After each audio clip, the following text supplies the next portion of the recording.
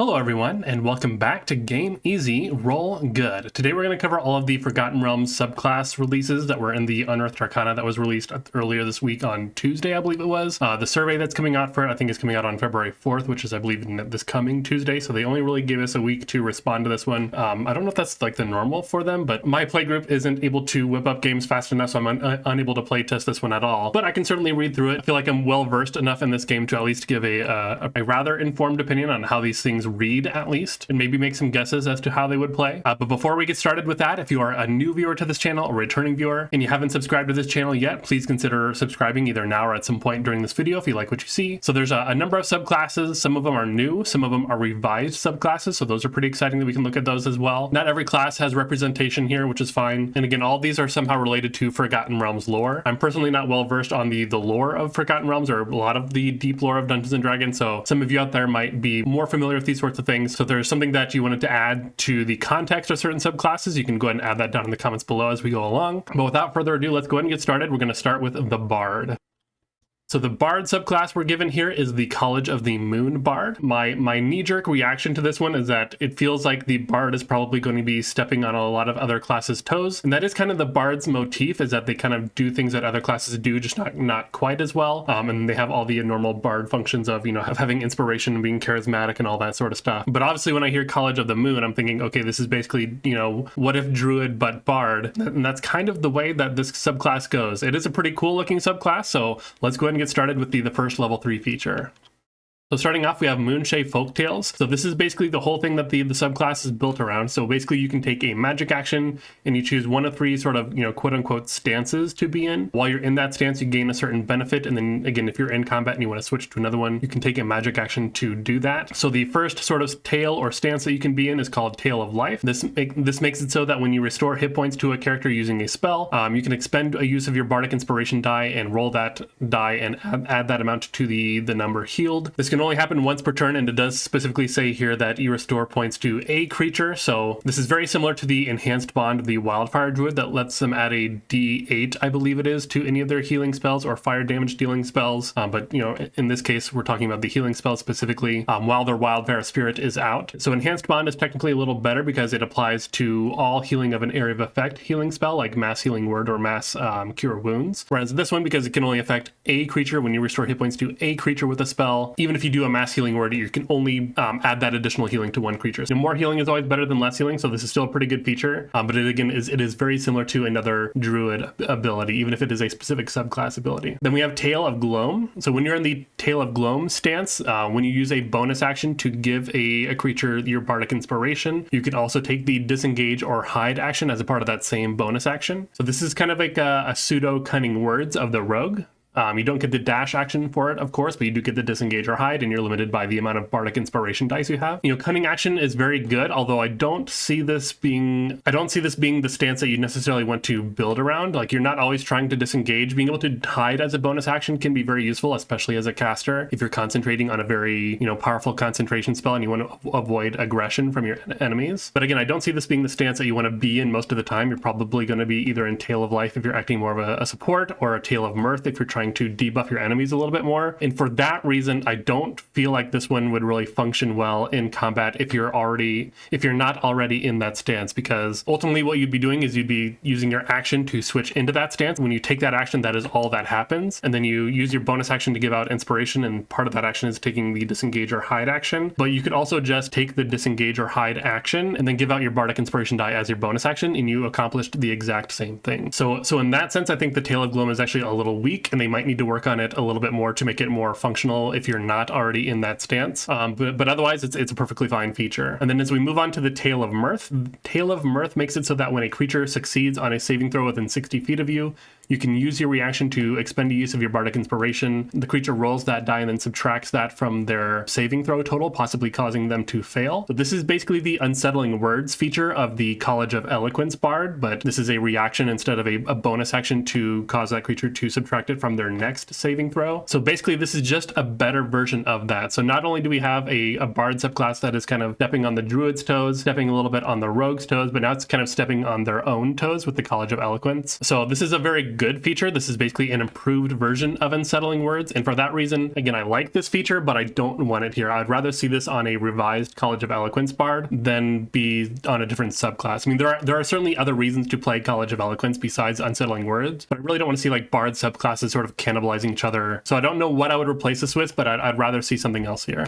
Moving on to their second third level feature, we have Primal Lorist. This is basically them doubling down on being sort of a pseudo-druid, so you learn the druidic language, as well as you get one cantrip from the druid spell list. Of course, it counts as a bard spell for you, and it doesn't count against the number of cantrips you know. I don't know what cantrip I would necessarily pick right off the bat. You can let me know down in the comments, what druid spell do you think would help the bards most? Guidance obviously is a pretty big standout because bards surprisingly don't have access to guidance normally, although it feels like a very bard spell. But bards also have very limited access to good offensive cantrips. So the druid also has things like Poison Spray, Primal Savagery if you're going for a more melee range, or even Produce Flame is actually pretty good now in 2024. And while again, the College of the Moon doesn't really come off as a martial subclass, they could pick up Shillelagh as well and pull off sort of a charisma-based weapon. Although I think if you're really going to do that, you're probably more likely to go into a single level in Warlock for Pact of the Blade, or you're just going to use the True Strike cantrip because those kind of offer the same benefits. You also get an additional skill choice that is probably all of the skill choices that are on the druid skill list. So that's Animal Handling, Insight, Medicine, Nature, Perception, or Survival. Bards are obviously the class that is basically spoiled for skill choices, but of course more is obviously better than less.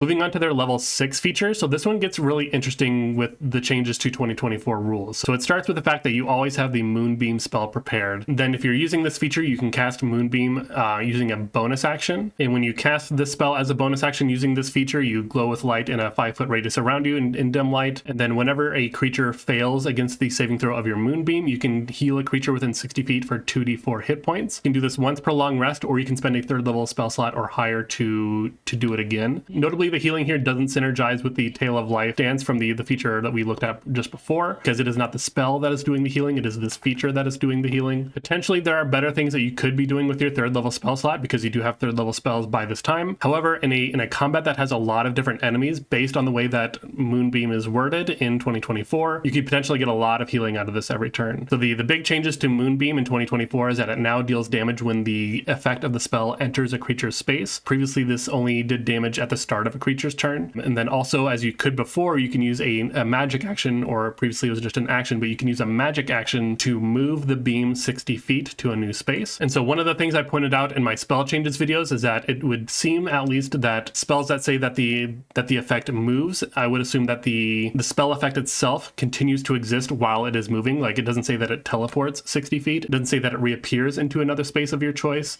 It just says that it moves that 60 feet. Not only that, but it doesn't say that it moves in a straight line, so you could potentially take any path as long as it's up to 60 feet long. And some of you might be disagreeing, and I totally get that. I think that is a pretty powerful effect, especially for a 2nd level spell. But to kind of support that, and again, I'm not saying this is how you should play, I'm just saying this is how the spell reads now in 2024. If we take a look at it real quick, the second sentence of the first line here says, until the spell ends, dim light fills the cylinder, and you can take a magic action on later turns to move the cylinder 60 feet. And then if we look at a similar spell, which is Cloud of Daggers, which again is a small AoE effect, and then you can take a magic action to move it around. Cloud of Daggers specifically says, on later turns, you can take a magic action to teleport the cube up to 30 feet. They had the choice to, change Moonbeam to say teleport instead of move. And there are other spells such as Conjure Celestials and some of the other Conjure spells work similarly as well, where they can move when you move. So they had multiple opportunities to change this text across multiple different spells to say teleport or reappear or anything that would imply that the effect of the spell doesn't continue to exist. So based on this current reading, again,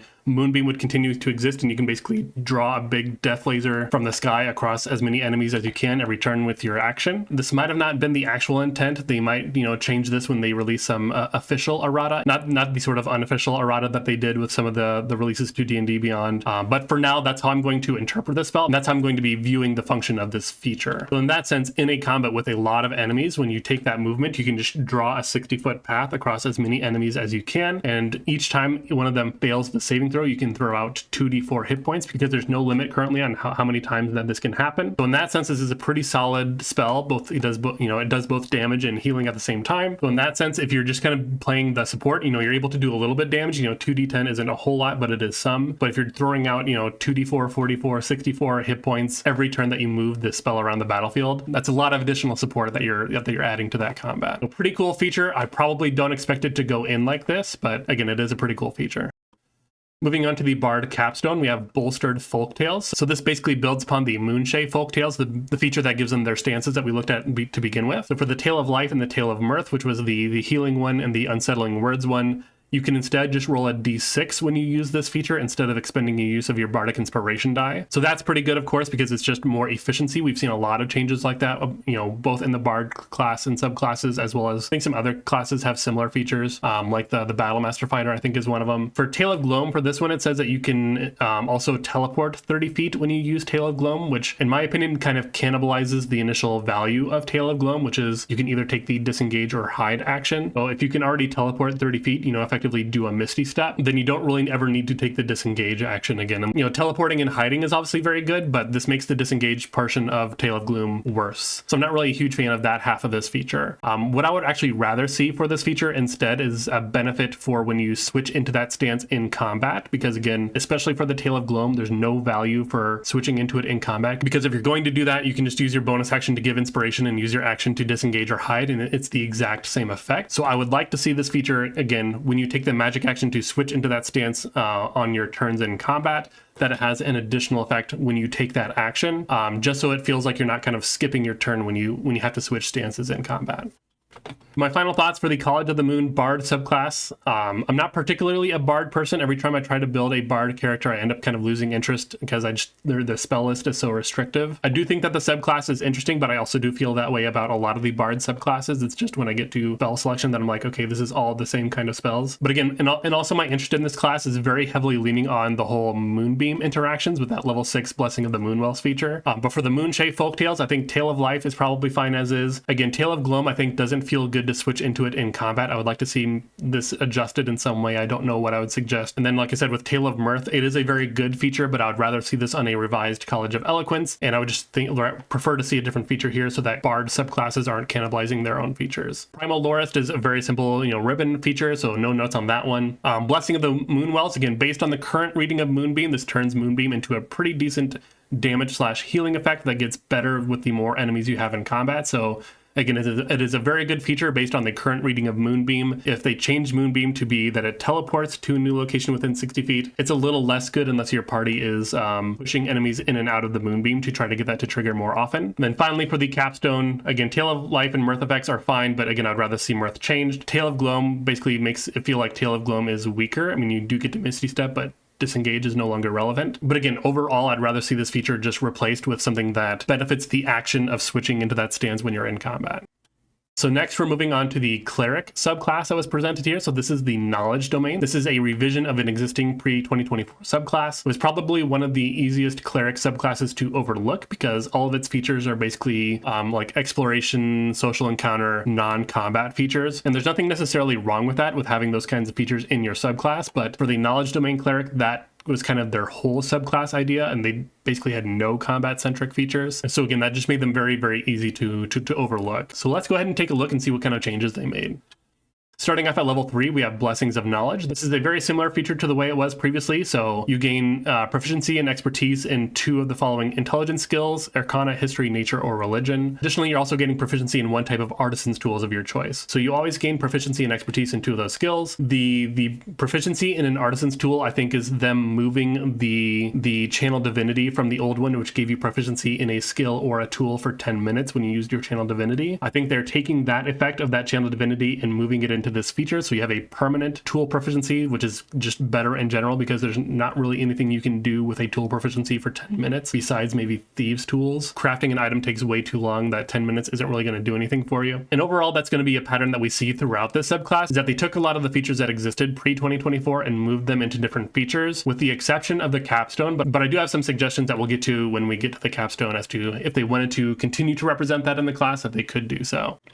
Moving on to the Knowledge domain spell list. So the first thing here is that we can see that there are a lot more spells. We basically have an additional 1st, 3rd, 4th, and 5th level spell for a total of 4 more permanently prepared spells. The spell list no longer contains Augury, Suggestion, or Speak with Dead. Losing Suggestion hurts quite a bit because it is not on the Cleric spell list, so you just don't have access to that anymore. Spells that were added to the Knowledge Domain spell list in this UA is Comprehend Languages, Detect Magic, Mind Spike, Dispel Magic, Banishment, and Synaptic Static. And of those spells, Comprehend Languages, Mind Spike, and Synaptic Static are all not on the Cleric spell list, so those are spells that you would now have access to that you never would have before. Some standouts here are Mind Spike and Synaptic Static because those are damaging spells in combat. And Synaptic Static especially is a pretty powerful spell. So we did lose Suggestion and that does hurt, but I think the addition of just having more spells and having some additional, offensive based spells is overall a net positive for this feature. Moving on, we have Mind Magic. This is replacing the Knowledge of Ages. This is the alternate use for Channel Divinity. It says you can take a magic action to expend use of your Channel Divinity and choose one of the spells from your Knowledge Domain table, the one that we just looked at. And then you can cast that spell as part of that same action without expending a spell slot or using material components. So again, the previous Channel Divinity just gave you a proficiency in a skill or a tool of your choice for 10 minutes, whereas this one basically gives you extra spell slots throughout the day to use on any of your Knowledge Domain spells. So as a Cleric, you start with 2 uses of Channel Divinity and you always get 1 back on a short rest. You get 3 uses of Channel Divinity at level 6 and then you get 4 at level 18. So not only does the uses of this feature scale as you level up, but it also scales with how many short rests you get per day. And it also scales with the level of spells that you have access to on your Knowledge Domain spell list. So this starts off pretty honestly with your 1st and 2nd level spells, but definitely by the time you get to 7th and 9th level, when you get your 4th and 5th level spells, this will really start to pop off. And additionally, the fact that you're ignoring material components is also going to be good for things like Identify. Non-detection is also a very good one because that is a consumed component. So if you have a bad guy that you know is scrying on your party, you can at least make sure that they can't scry on you. A free Legend lore is never bad. Free scrying is also never bad. So overall, this feature is pretty powerful as it is. Once you're a 9th level Knowledge Cleric and you have access to Synaptic Static, again, that is a 5th level spell. You have 3 uses of your Channel Divinity without any short rest. So that's basically 3 extra 5th level spell slots that you could use on that day. And then every short rest is just 1 extra 5th level spell slot if you're just using it on those spells. Or it could be extra banishments, or it could be extra arcane eyes to do more reconnaissance and things like that. Lots of very, very powerful things. Clever players are going to find very powerful things to do with this feature. And this is also very relevant even if you're not in an adventuring day, if you have like downtime. Even if you have like 1 day of downtime, a short rest is an hour. You don't need to be in an adventuring day to take a short rest. Let's say that, okay, you have some downtime, sure, but you also want to see what your bad guy is doing. So the cleric can basically just sit there, use their Channel Divinity to scry, use their Channel Divinity to scry, take a short rest, scry again, take a short rest, scry again, take a short rest, scry again. So that's also just very, very powerful. So the Knowledge Cleric is actually pretty insane as they level up with this feature. Moving on to level 6, we have Unfettered Mind. So this is a completely different feature than the old pre-2024 feature. The old feature was another use of your Channel Divinity to basically cast Detect Thoughts without concentration. And then during that duration, you could also cast Suggestion on a creature whose mind you were reading at the time. Of course, we can no longer do that anymore because we no longer have access to Suggestion. However, there is Detect Thoughts on the Knowledge Domain spell list, so you can still technically use Channel Divinity to detect thoughts. So in that way, this part of that feature still exists. We still have half of this feature intact, and then everything that is present in the Unearthed Arcana would be in addition to the things that we could kind of already do as a Knowledge Domain Cleric. So Unfettered Mind gives you telepathy out to 60 feet, and you can simultaneously contact a number of creatures equal to your Wisdom modifier, so you can speak to multiple creatures at once. You don't need to telepathically speak to this person, let them know the plan, telepathically speak to this person, let them know the plan. You can speak to multiple creatures at the same time. That's pretty cool. It basically gives them a shorter range but multi-target message cantrip, which is not something that the cleric usually has access to, so that's pretty cool. And then the second half of this feature says that the total for an intelligence check is lower than your wisdom score. You can just use your wisdom score for that check instead. That is great for things like using higher level spell scrolls, since that requires an arcana check. This is also very good for identifying illusions, because identifying illusions requires the study action, which is also specifically the investigation skill, which is not a skill that clerics or even knowledge clerics have access to without getting it from their background or a species option. So as long as the DC is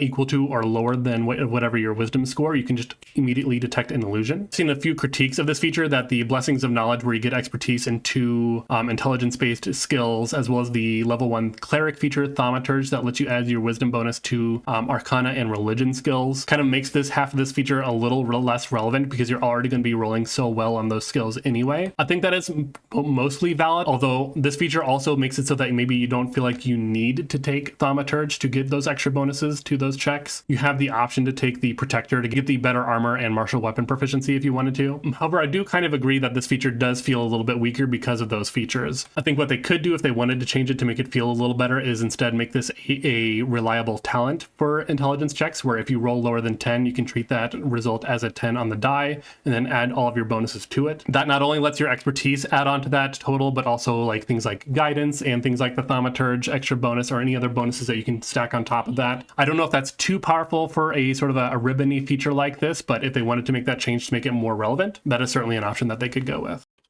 Finally, moving on to the knowledge domain capstone, we have Divine Foreknowledge. Previously, this was called Visions of the Past, where you could look at an object or be in an area, and if it was an object, you could see the previous owner and kind of who they were and what they were doing with it, or if it's an area, you could see what happened in the area within the last 3 to 5 days. It no longer does that anymore. Instead, what you get is basically a bonus action to get the better half of the 9th level spell Foresight for 1 hour. So you take a bonus action, and for 1 hour, you have advantage on all D20 tests. That's your ability checks, saving throws, and attack rolls. You can't do it again until you finish a long rest, or you can restore your use of it by expending a 6th level or higher spell slot. So Foresight is obviously a very powerful 9th level spell, though enemies don't have disadvantage on attack rolls against you. So you're missing that half of the spell. Additionally, this is also a little weaker for clerics specifically because you can't use this on allies. So the place where clerics specifically struggle is that they don't really have any attack rolls. You could pick up a martial weapon, pick up a spell like True Strike or Shillelagh or whatever you're trying to do to make a more martial-based, war priest sort of cleric. But at the end of the day, you're just not the class that benefits the most from having advantage on all D20 tests. What this is mostly going to do for you is prop up your saving throws by having advantage on all of your saving throws, which of course is very, very good. In a particularly challenging skill challenge, this could also prop up those skill checks. But again, the cleric is just really not the best target for a feature like this, which is also maybe why you can restore your use of this with only a 6th level spell slot. I do think if they wanted to add sort of a ribbon onto this feature to maintain the Visions of the Past function from the old knowledge domain cleric, what they could add is a line that says when you use your mind magic feature to cast the spell Legend Lore, that the person, place, or object that you target with it doesn't need to be famous. That way you can find out information about any person, place, or object, because they did change Legend Lore in 2024 that whatever you refer to needs to be famous in order to get information about it. But if they're not going to do that, I would probably like the ability to... My final thoughts on the Knowledge Domain Cleric as written, I would be pretty stoked to play this subclass, and that is mainly on the back of how versatile the Mind Magic feature is. The Blessings of Knowledge feature, I have no notes on that one. Knowledge domain spells, again, we would like to see Suggestion come back, I think. One thing I noticed about that spell list is that we have 4 first level spells and only 2 second level spells, whereas every other spell level has 3 spells in it. So I think they could just remove one of the first level spells and give us Suggestion back. The Mind Magic feature, again, I really, really love this feature. I might anticipate that they might put some restrictions or rails on it. Maybe something like you can't cast the same spell from the domain spell list more than once per long rest would be probably a fair restriction on it. For Unfettered Mind, I think reliable talent for intelligence checks would feel better than just using your wisdom score for intelligence checks if the roll is lower. Again, this allows things like your expertise to continue to matter. It allows for bonuses from guidance and other things like the thaumaturgy bonuses as well to stack on top of all that. For Divine Foreknowledge, again, I think it's a fine feature. I don't think that the cleric is the one who can best use advantage on all D20 tests. I would love to be able to use this on my allies. I would even take that buff if I had to use a higher level spell slot to recast it, maybe 7th or even 8th level. I just think that's a much better use for that kind of feature. And as I stated, if they wanted to maintain the Visions of the Past within the new rule set, that they could just allow the Legend Lore exception that what you name doesn't need to be famous, so that when you use it with your mind magic, you can kind of see the past of these other objects and people and places. But with the cleric aside, let's go and move on to the next class. Next, we have the Purple Dragon Knight Fighter. So I was actually pretty excited to see that they're revising this one because this was commonly heralded as basically the worst official subclass in 5th edition. It really lacked any sort of defining feature that made it stand out from just being a regular fighter. And even though this is a revised subclass, they basically completely overhauled it for 2024. And for that reason, I'm not going to be comparing it to the old features because it's not really a one-for-one.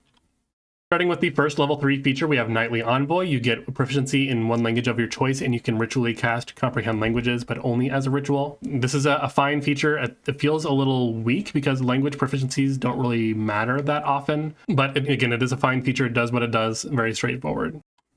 Then getting on to the crux of this subclass, we have the Purple Dragon Companion. So again, this is the feature that the subclass is really built around. When I first saw this, I was like, okay, this is basically sounds like it's going to be what if it was the Drake Warden Ranger, but a fighter instead. I'm not convinced that that's basically not the case as we go through this subclass, but the main points for the dragon here is that the dragon acts during your turn and not after. It is a bonus action to command it. If it dies and it has died within the last hour, you can expend use of your second wind to restore it to full hit points after a minute. If it has been dead for an hour or longer, you must spend a 1 hour ritual either during a short or long rest to summon it back to health. So it acting during your turn is actually pretty cool instead of after, so you can actually synergize your movement and kind of coordinate that way. But otherwise, it is very similar to all other summons. And it's also very similar to the Drake Warden with the way that you can kind of resummon it in different ways. So let's look at the actual stat block for it though.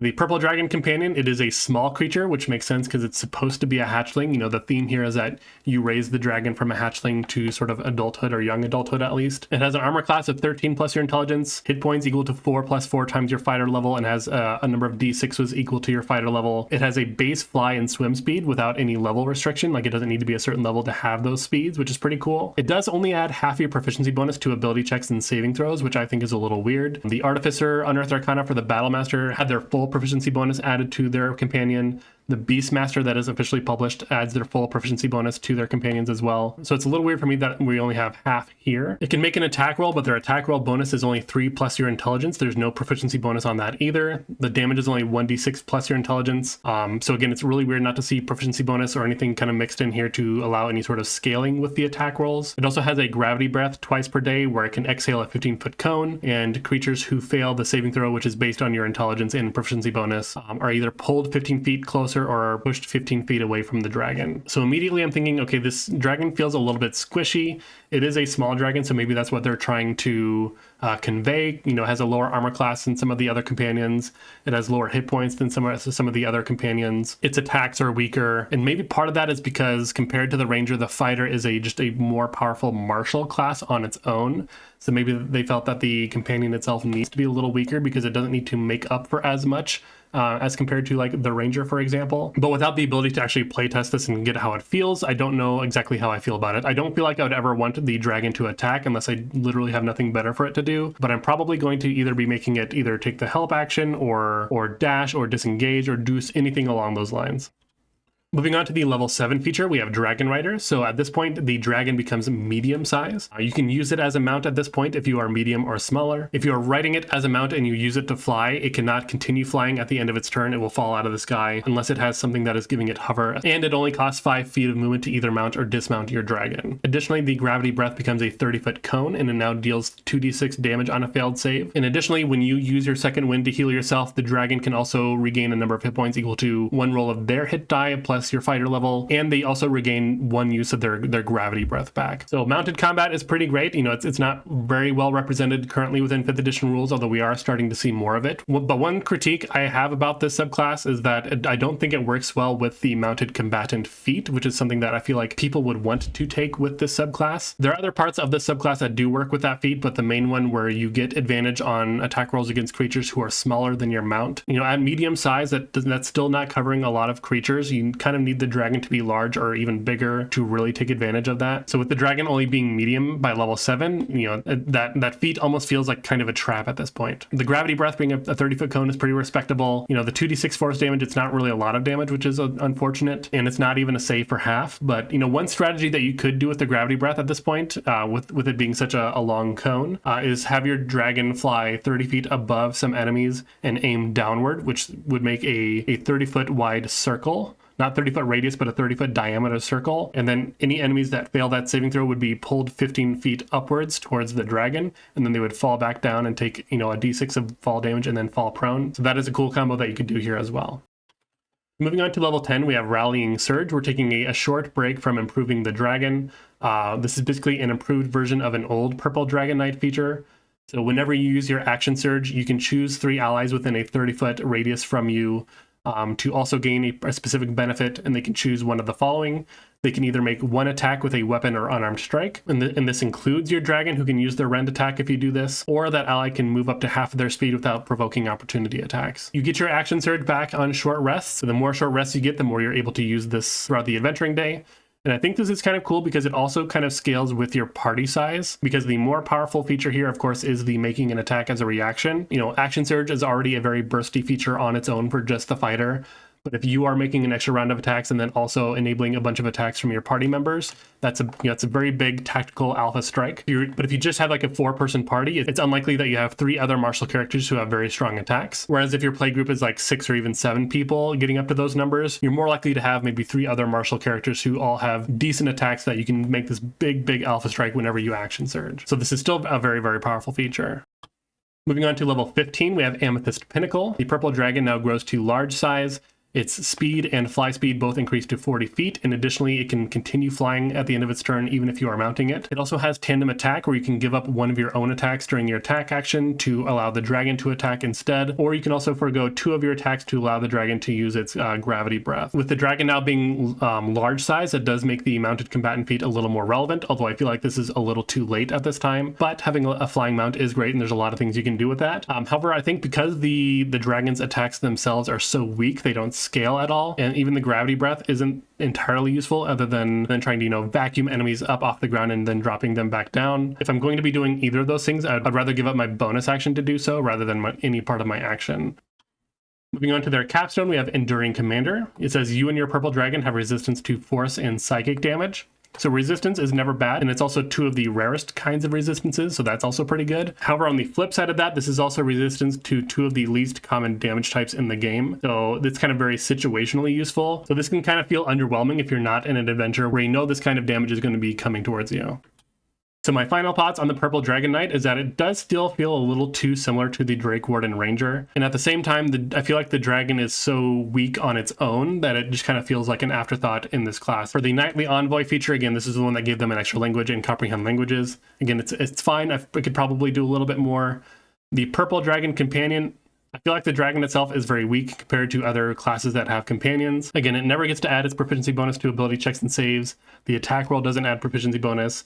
It has a lower armor class and hit points than other companions, and this never gets adjusted as the companion grows. For the Dragon Rider feature, the dragon just, again, I think the dragon needs to get bigger faster, so the mounted combatant feat can be used with it, because again, I think people are going to want to use that feat with a subclass that is all about mounted combat. So I think it should maybe start at medium and grow to large at this level at level 7. I would also appreciate a save for half on the breath. For Rallying Surge, there's no notes. This is a pretty powerful feature.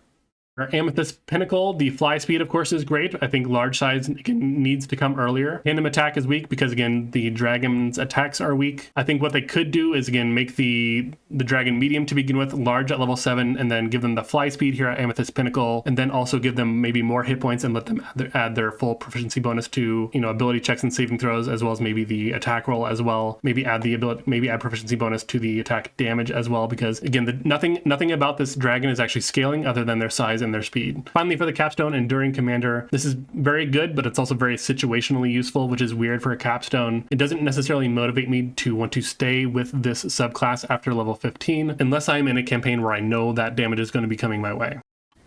Moving on to the Paladin, we have a new subclass presented as the Oath of Noble Genies. Out of all the possible Paladin subclass themes, I would have never guessed this one specifically. I do find this one a little weird because it says that you draw power from the 4 different genie types. So it's like you draw power from specific creatures rather than just the strength of your oath. So that is a little weird for Paladins for me. Again, I'm not familiar with the Forgotten Realms lore about who these Paladins represent. Maybe that makes sense within the lore of itself. But that's just something that stood out to me. But let's go and look at the actual features of the subclass. So starting at level 3, we have Elemental Smite. This is an alternate use of your Channel Divinity. It says, immediately after you use Divine Smite, you can expend 1 use of Channel Divinity and use one of the following effects. So you have Dao's Crush that says the target has the grappled condition, and while grappled, it also has the restrained condition. There's Genies Escape, where you can essentially Misty Step, and until the end of your next turn, you have immunity to the grappled, prone, and restrained conditions. Afriti's Fury just adds 2d4 extra fire damage, and then Married Surge basically does an area of effect pushback within 10-foot emanation of you, knocking creatures back and forcing them to fall prone. I think the big standout here is Dao's Crush, as this is an unavoidable grapple and restrain. This is basically as powerful as a stunning strike almost, other than the fact that they can still take actions. But you know, depending on where that creature is in initiative, that could give, again, your party a whole round with advantage on attacks against that creature. These are all great effects, but I think Dao's Crush is definitely the standout here as maybe being a little too strong. Moving on to the Genie spells spell list. At level 3, we have Chromatic Orb, Elementalism, and Thunderous Smite. At level 5, you get Mirror Image and Phantasmal Force. At level 9, you get Fly and Gaseous Form. At level 13, you get Conjure Minor Elementals and Summon Elemental. And then level 17, you get Banishing Smite and Contact Other Plane. These are all pretty fine spells. Conjure Elementals is kind of a hilarious spell to give to Paladins, although admittedly Paladins don't really have the higher level spell slots to really abuse that spell as much as other classes could. But it is still just, again, one of the most broken spells in 2024 currently, so. Moving on to the final level 3 feature, we have Genie's Splendor. This says, while you aren't wearing medium or heavy armor, you gain a bonus to your AC equal to your charisma modifier. You also gain proficiency in one of the following skills: acrobatics, intimidation, persuasion, or performance. I think this is pretty nuts. I don't think any paladin subclass has ever wanted a warlock dip for Pact of the Blade or Hexblade or however you go about it to rely on your charisma for attack rolls, because this also now would affect your armor class. You can still wear, light armor and gain that benefit as well. So in a magical Christmas land where you have max dexterity and max charisma and you're wearing studded leather armor, which is the highest armor class of light armor, that would give you a minimum of 22 armor class without a shield or 24 with a shield, and that's before any bonuses from having +1, 2, 3 armor or a +1, 2, 3 shield. So again, that's pretty crazy. And then of course you get the extra proficiency, and more proficiencies aren't bad. Moving on to the level 7 feature, we have the Aura of Elemental Shielding. This says you choose one of the following damage types, being Acid, Cold, Fire, Lightning, or Thunder. You and your allies within your Aura of Protection have resistance to that damage. And then at the start of each of your turns, you can change the damage type that is affected by this feature with no action required by you. So this is basically a turn-by-turn modular resistance, so that's just very, very good. There's not really much else to say than that. So this is basically, again, this is just a turn-by-turn modular resistance, which is a very powerful effect. Moving on to level 15, we have Elemental Rebuke. It says when you are hit by an attack roll, it says you can take a reaction to have that damage against you and then force the attacker to make a dexterity saving throw. On a failed save, they take 4d10 plus your charisma of either acid, cold, fire, lightning, or thunder damage, and they can save for half. You can do this a number of times equal to your charisma modifier, regaining all on a long rest. This is basically sort of Uncanny Dodge plus Hellish Rebuke, which is pretty cool. That's both offense and defense on the same feature. And then finally, for the Paladin Capstone, we have Noble Scion. As a bonus action, you gain the following benefits for 10 minutes. Once you use this feature, you can't do it again until you finish a long rest, unless you spend a level 5 spell slot to refresh your use of it, which is a common trend among all the Paladin Capstones. This one gives you a fly speed of 60 feet along with hover. And then it also gives you Minor Wish, where it says you or an ally in your Aura of Protection, which at this point I believe has a 30-foot radius. Whenever you or an ally in your Aura of Protection fails a D20 test, you can use your reaction to cause that D20 test to be in a success instead of a failure. So that is effectively a once per round legendary resistance for either yourself or one of your allies. So that will be pretty encounter warping if this goes in as is, because you can basically make it that your big bad evil guy can never land the exact effect that they want on one of your allies. My final thoughts on the Oath of Noble Genies, while I think it's a thematically weird subclass where they get their power of the oath from, I think it is an extremely powerful choice. 10 out of 10, I would be excited to play this kind of subclass. For Elemental Smite, I do anticipate probably nerfs to Taoist Crush. Maybe it automatically grapples on hit, but maybe there'll be like an initial save against being restrained, or maybe just won't restrain. I'm not saying that I want to see these changes, but I feel like the designers are intentionally over-tuning a lot of the features that we're seeing in these subclass changes and kind of gauging our reaction and kind of dialing back from there. For Genie spells, I have no notes. For Genie's Splendor, I wouldn't be surprised to see this nerfed to just a form of unarmored defense. It's just better than any other similar feature if you build around it, and for a paladin it's very easy to build around it. For the Aura of Elemental Shielding, I don't know if there is such a thing as being too versatile. Again, the ability to change the resistance from turn to turn might be too good. For Elemental Rebuke, no notes. That's just a pretty good feature. And then Noble Scion, no notes. That's also just very good. Moving on to the Ranger, we have the Winter Walker subclass. This is a Ranger of the Icewind Dale area.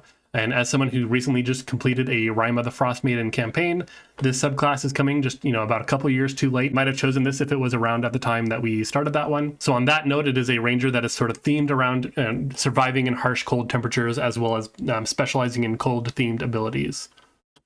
Starting off with the first feature, we have Frigid Explorer. This gives you resistance to cold damage.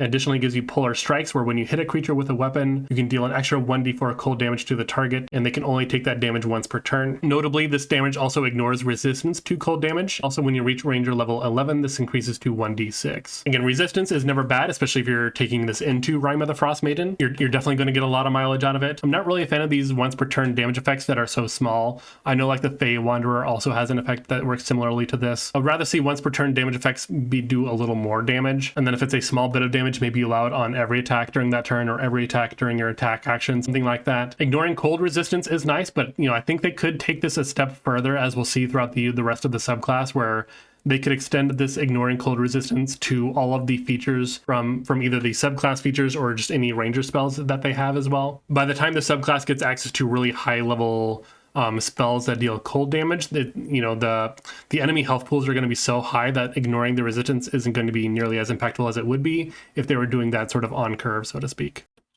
Moving on to their second level 3 feature, they have Hunter's Rhyme. This says when you cast Hunter's Mark, you gain temporary hit points equal to 1d10 plus your ranger level. Additionally, when a creature is marked by your Hunter's Mark, it can't take the disengage action. So again, the ranger now gets a lot of free casts of Hunter's Mark, and also a lot of incentives to be casting Hunter's Mark in the first place. Free temporary hit points, again, 1d10 plus your ranger level. That's kind of like a second win from the fighter, although this is just temporary hit points. So that part of this feature is very good, but the part where the creatures can't take the disengage action, I think I can count on one hand the number of times I've seen enemies take the disengage action, and maybe that's just the way that my DMs play. You can let me know how that works at your table. I just don't really see it that much, so I don't know how often this part of that feature will come up, and so maybe they might want to adjust what this part of this feature does to make it more regularly relevant.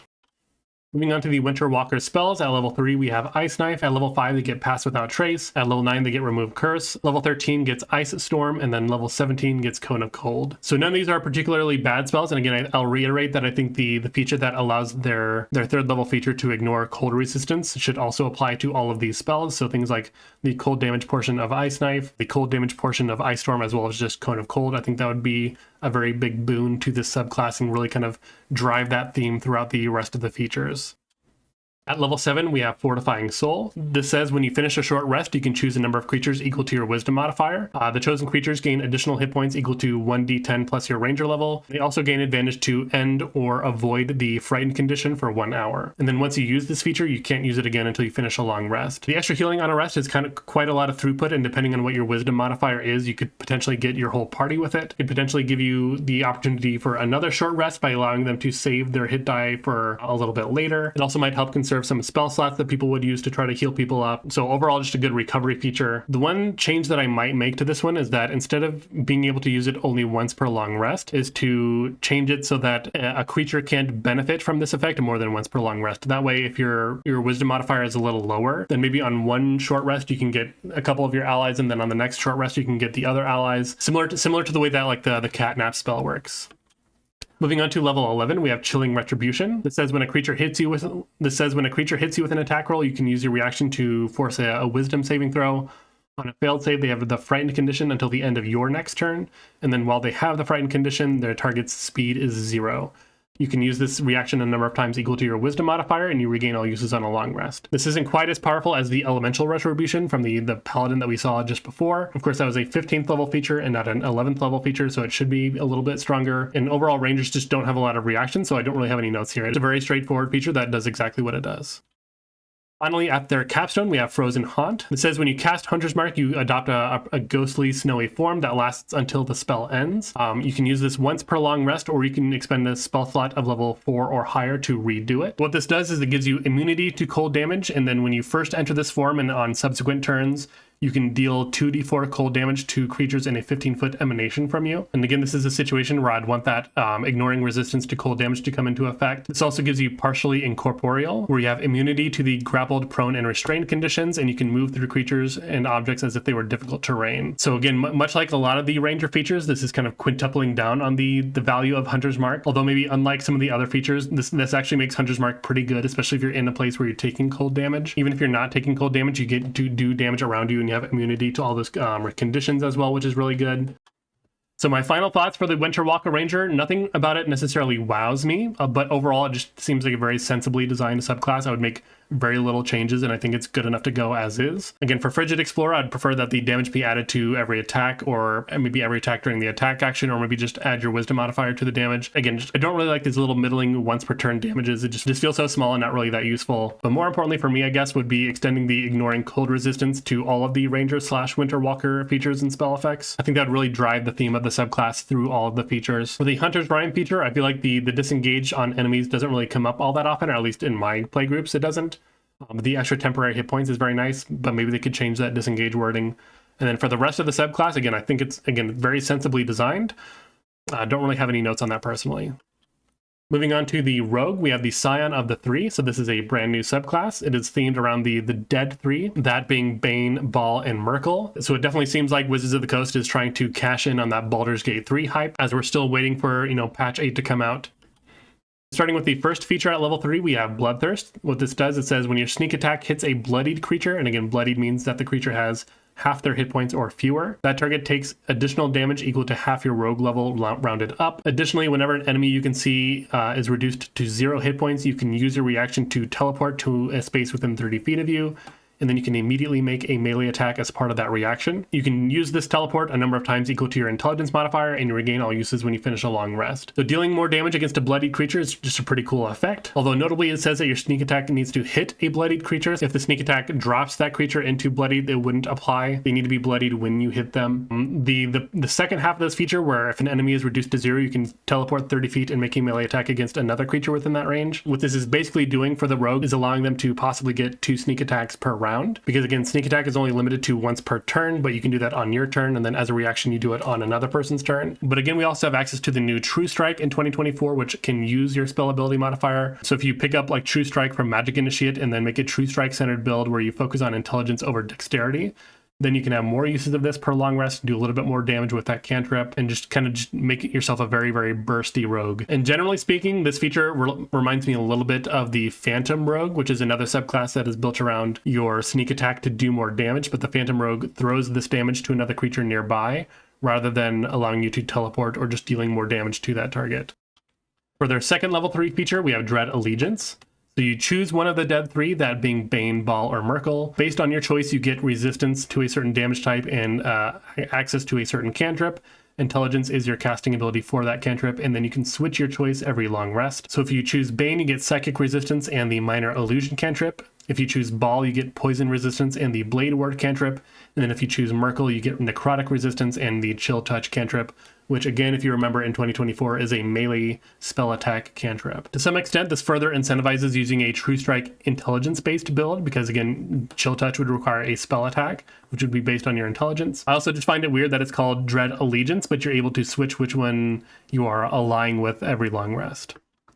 Moving on to the level 9 feature, we have Strike Fear. So this is an additional Cunning Strike option that costs 1d6 of your sneak attack die. So when you hit with your sneak attack, you can reduce the damage by 1d6 and cause the creature to make a wisdom saving throw or be frightened for 1 minute, and then they can repeat that save at the end of each of their turns. This isn't a terrible feature. It just feels a little underwhelming to me, although this might be a bias that I have for rogues in general, because they're the only class that gets their second subclass feature so late. They have to wait 6 levels for it, whereas basically all the other classes get their first 2 features within 4 levels of each other, and then maybe they have to wait a little bit longer for their next feature. So for that reason, I just kind of feel that way about all rogue subclasses, where I expect the level 9 feature to be something amazing because I had to wait for it for so long, but it doesn't always work out that way. For the level 13 feature, we have Aura of Malevolence. So at the start of each of your turns, each creature of your choice within a 10-foot emanation from you takes damage equal to your intelligence modifier. The damage type is the same damage type associated with your resistance from Dread Allegiance. Damage dealt by this aura also ignores resistance, and it is inactive while you have the incapacitated condition. It's certainly not a lot of damage, but it is unavoidable. It does give the rogue a bit of AoE during, skirmishes with a lot of enemies, which is also pretty cool. Probably needs some language clarifying that this only works during initiative, because I can see that being argued at the table whether or not the concept of turns exists outside of combat. While turns and rounds are roughly 6 seconds, that doesn't mean that every 6 seconds in the game is a turn, so to speak. The only area in the rules where we see turns ever mentioned is when you're talking about combat. Specifically when you're in initiative order, that's when turns matter. So you can't just be kind of walking through a city and murking commoners as you walk by them, as they take 5 damage as you walk around. Other than that, this is again a very straightforward feature that does exactly what it does. Moving on to the subclass Capstone, we have Dread Incarnate. It has Battle Tyrant, where you have advantage on all attack rolls against any creature that has the Frightened condition. So this synergizes very well with the Strike, Fear, Cunning action from before, as well as any other feature from your allies that imposes the Frightened condition. And obviously this is helping you set up your sneak attacks. You also get the Murderous Intent feature, where whenever you roll your sneak attack damage, you can treat any roll of 1 or 2 on the d6 as a 3. This is basically the same effect as the Great Weapon fighting style for fighters, but it's just for a sneak attack instead. This brings the average damage of that d6 up from 3.5 to 4. And really the strength of this is giving you a floor on how much damage your sneak attack can do. While the potential minimum at 96 would be 9 damage if you happen to roll all ones, that instead goes up to a minimum of 27 damage at level 17, or an average of 36 damage. And that's only counting base sneak attack damage. Again, remember that you have the Bloodthirst feature against bloodied creatures. So if it is a bloodied creature, you not only have the minimum of 27 damage, but you're also doing 9 additional damage based on that. Well, so that's 36 minimum damage, plus your weapon damage, plus your ability modifier, plus any other damage that is coming on top of that as well. So again, very, very bursty. My final thoughts on the Scion of the 3, I think it's very thematic. I do like the ability that you can really build for Dex or Int, and it kind of really integrates well with the subclass. I don't think there's really any changes that need to be made for it, so I think you could basically just ship this as is and it's fine. I do think just like from a roleplay perspective, if you wanted to be a rogue who is dedicated to Merkle and only Merkle, that you could just choose the Phantom Rogue, and the theme of that subclass probably fits better. This subclass really seems to be mostly centered on Baal, to be honest, who is the god of murder, of course, and that's all you're doing is just murdering people with the subclass. But I get the drive for them to really focus on all 3 of them. Moving on to the Sorcerer, we have the Spellfire Sorcery subclass. To my little understanding, I think that Spellfire is a thing that is existing. Maybe someone can explain that down in the comments a little bit better. But basically, this is a Radiant and Fire-themed subclass with a little bit of support. But let's go ahead and jump into the features of this one, because I think this is a pretty exciting subclass in my opinion. Starting off at level 3, we have Spellfire Burst. This says when you spend at least 1 sorcery point as part of the magic action or bonus action on your turn, you can unleash one of the following effects. You can either choose Bolstering Flames. You or one creature you can see within 30 feet gains 1d4 plus your charisma modifier temporary hit points. Or you can choose Radiant Fire, where one creature within 30 feet of yourself must succeed on a dexterity saving throw or take 1d6 fire or radiant damage. So while the actual number of temporary hit points isn't very high, I do like the fact that this basically scales the more sorcery points you get as you level up and the more sorcery points you use. Again, that's going to be a lot of temporary hit points that enemies will have to chew through throughout the day. I do think that there is a bit of a gap between Bolstering Flames and Radiant Fire, because Radiant Fire has a chance to fail and do nothing, whereas Bolstering Flames always gives you value. Moving on to the Spellfire spells, at level 3, this Sorcerer gets access to Cure Wounds, Guiding Bolt, Lesser Restoration, and Scorching Ray, always prepared. At level 5, they get Aura of Vitality and Dispel Magic, always prepared. At level 7, you get access to Fire Shield and Wall of Fire, always prepared. And then finally at level 9, you get Greater Restoration and Flame Strike, always prepared. So the highlighted spells here are all spells that aren't on the Sorcerer spell list normally.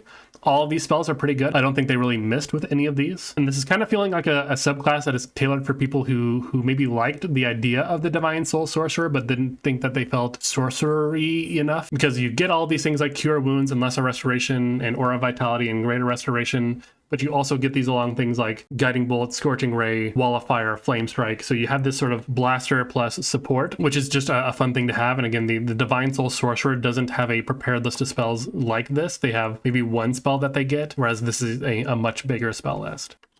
Moving on to the level 6 feature, we have Absorb Spells. This says you always have Counterspell prepared. Additionally, whenever a target fails the saving throw against Counterspell when you cast it, you regain 1d4 sorcery points. So always having Counterspell in your back pocket, of course, never bad. Notably, 1d4 sorcery points is not enough to potentially buy back your 3rd level spell slot, but it is essentially a partial refund on it because it requires 5 sorcery points to buy back a 3rd level spell slot. And of course, getting more sorcery points back allows you to fuel your, the Bolstering Flames from the 3rd level feature before. That allows you to give more temporary hit points out or do a little bit more damage. This is also very similar to the Abjuration Wizard's 10th level feature, but this will also depend on how many enemies actually have actual spells in the 2024 Monster Manual compared to just spell-like effects, because we saw that trend happening over the last year or so with a lot of the new monster releases, that they don't really have spells anymore. They just have spell-like effects, so you can't counter those. So if you see that trend throughout the new Monster Manual, then maybe this doesn't come up as often, which would be unfortunate, but hopefully that's not the case. Moving on to level 14, we have Honed Spellfire. So this improves the Spellfire Burst level 3 feature. When you use the Bolstering Flames and add the temporary hit points, you now add your Sorcerer level to those temporary hit points. And if you use the Radiant Fire, you instead deal 3d6 damage instead of 1d6 damage. So I think that is a pretty absurd amount of temporary hit points to be giving anyone. That's, again, 1d4 plus your charisma plus your sorcerer level. So that is, a minimum of 15 plus, probably 5 at this point. So that's a minimum of 19 temporary hit points every time you spend at least one sorcery point as part of your magic action or bonus action. Again, that's just so many hit points throughout the day, and compared to just the chance to possibly deal 3d6 fire damage, that to me, that's just a no-brainer. I think the gap between these two features is a little too wide. I would just really like to see them make Radiant Fire a little more consistent, make it a save for half at least. Moving on to their capstone, we have Crown of Spellfire. So as a bonus action, you gain the following benefits for 1 minute. You can do this once per long rest, or you can spend 7 sorcery points to restore your use of it as well. That is, again, a pretty common feature among a lot of the Sorcerer subclass capstones in 2024. So during this time, you gain the benefits of Burning Life Force. It says once per turn, when you are hit by an attack roll, you can expend a number of hit dice up to your Charisma modifier, roll those dice, and reduce the damage equal to the roll's total, plus your sorcerer level. You also gain a fly speed of 60 feet plus hover, and then you also gain spell avoidance, where when you are subjected to a spell or magical effect that allows you to make a saving throw to take half damage, you instead take no damage if you make the save or half damage if you make a successful save. So starting with Burning Life Force, this doesn't even require a reaction or anything, it just happens. It can only be done once per turn, but again, that can still happen multiple times per round. And I think unless you get hit extremely hard, it'd probably be most efficient to just ever expend 1 hit die to just reduce it by 1d6 plus your sorcerer level. That's just so much more effective health throughout the adventuring day. And then spell avoidance is basically just a strictly better version of avoidance because it affects all spells and magical effects, not just those that impose dexterity saving throws. So overall, between the Burning Life Force, the spell avoidance, the Bolstering Flames, this subclass is going to make a very, very, very tanky sorcerer. This subclass might be a little too absurd as it is with all the temporary hit points that it gives out. They might put some rails on Burning Life Force. We'll have to see. But overall, let's get into my final thoughts for this one.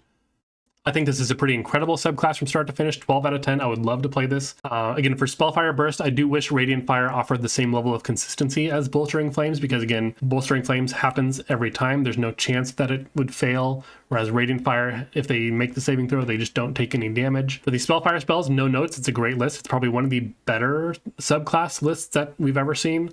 For Absorb spells, I'm just hoping that more enemies have actual spells and not spell-like features. For the Honed Spells feature, again, I think this just really widens the gap between Bolstering Flames and Radiant Fire. Again, I would love to see Bolstering Flames made more consistent, or do more damage, or save for half, or do something along those lines. Although I wouldn't be surprised them to nerf the Bolstering Flames side of things. Maybe like tune it down to half your sorcerer level rather than your whole sorcerer level, because that is just an insane amount of temporary hit points. If someone playing a sorcerer is really trying to milk how many temporary hit points they're able to throw out to their party, they're adding just so much throughout the adventuring day. And then for Crown of Spellfire, again, it is an incredible feature. No notes on that one. Again, all the damage reduction you can get from that. The spell avoidance is incredible. Flight with hover is incredible. Overall, this subclass is just really up my alley because it just has a lot of moving parts, and with classes that have a lot of moving parts, I feel like there's just ways that you can always pull a little bit more out of them and kind of have all these little opportunities to really use them to their full potential. So I really, really like things like this. Finally, we're moving on to the Bladesinger. So this is the final subclass in the UA. So this is a revision of probably the most popular wizard subclass. Because this is such a popular subclass and they're revising it, I kind of went into this expecting more nerfs than buffs. So let's go ahead and take a look at what's going on with it.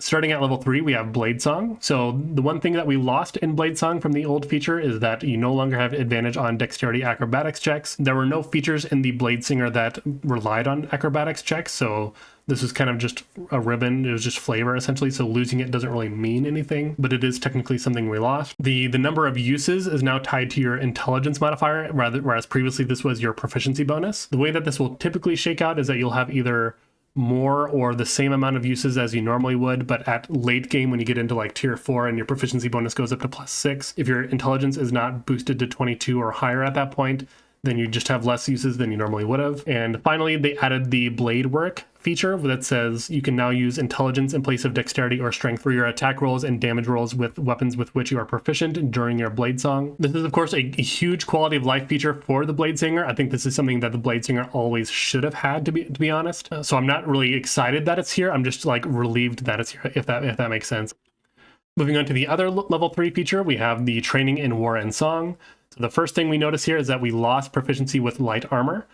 What we gained instead is that we have proficiency in all melee martial weapons that don't have the two-handed property or the heavy property. We can also use any melee weapon with which we are proficient as a spellcasting focus, and we also have an expanded list of other skill proficiencies that we can choose rather than just having performance. So we can choose from acrobatics, athletics, performance, or persuasion. I personally hate the fact that we lost light armor proficiency. I'm not someone who enjoys the mage armor spell. I just generally don't like things that I feel like are maintenance buffs. In the design notes, they said that the expanded weapon proficiencies are supposed to make up for that, but I strongly disagree that is a fair trade. It isn't really enabling any playstyle that wasn't available previously. If you wanted to make a dual wielding Bladesinger, you could always do that. Wizards have proficiency with daggers, or you could just choose a light weapon to be your proficient weapon for the blade song, and just wield 2 of them instead of 1. So the only real change of having an expanded weapon list is that we can choose maybe better weapons to dual wield, but that is a very, very, very small buff compared to the impact of losing light armor proficiency. Technically, also dual wielding as a Bladesinger is also much easier now because we can use a melee weapon as our spellcasting focus, so we don't need to worry about having one hand free to manipulate a spellcasting focus or material component. But again, that is not part of the expanded weapon proficiencies, which they are saying is the trade for losing light armor proficiency. So yeah, I just disagree with the removal of the light armor. Not a fan of that at all.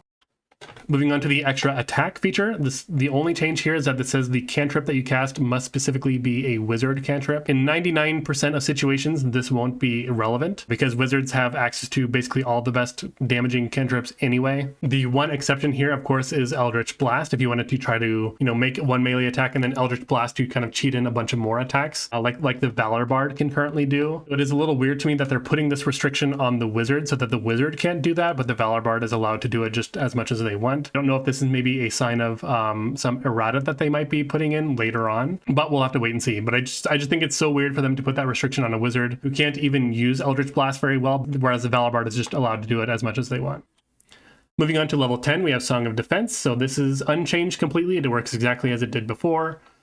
And then we get to level 14, we have the Song of Victory. So previously, this would have allowed you to add your intelligence modifier to the damage of your melee weapon attacks during your blade song. Of course, we're already adding intelligence to our attack rolls and damage rolls during blade song now in these proposed changes anyway.